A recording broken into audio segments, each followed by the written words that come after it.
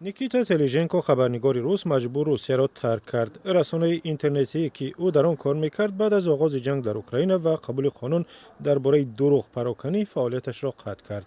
طبق این قانون جنگ نامیدن حادثه‌های اوکراین منع است و برای استفاده معلومات از شبکه‌های اجتماعی یا مقامات اوکراین امکان دارد خبرنگار را به جوابگری جنایی بکشند. نیکیتا بدون آمادگی به سفر برآمد و با اندک پول چند لباس از روسیه فرار کرد.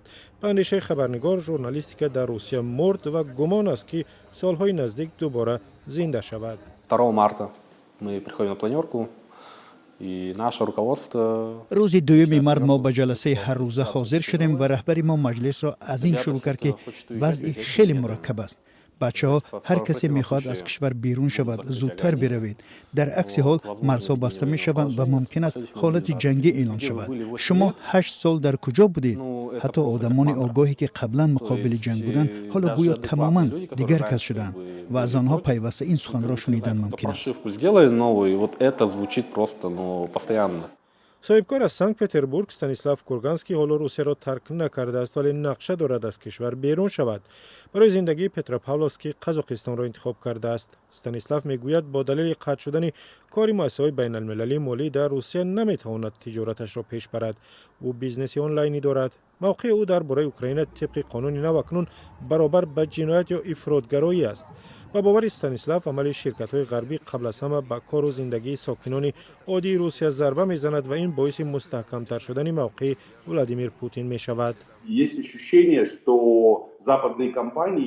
چون این احساس می شود که شرکت های غربی و در مجموع تمام غرب گویا جوانان روس را به چنگال پوتین طلع می دهند.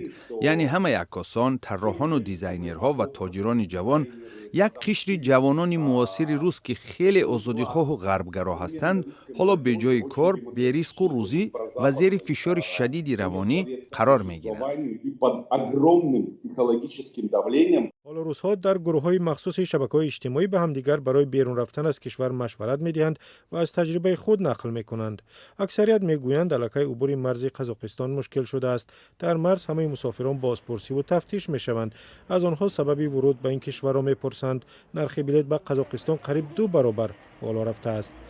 قزاقستان تنها کشوری نیست که روس‌ها به آن فرار می‌کنند. برخی برای زندگی به ازبکستان می‌روند. ساکنان روسیه برای کوچ بستن انتخاب زیادی ندارند و بیشتر به کشورهای می‌روند که روادید طلب نمی‌شود، مثل کشورهای آسیای مرکزی. شخصانی که پول بیشتر دارند به امارات متحده عربی می‌روند.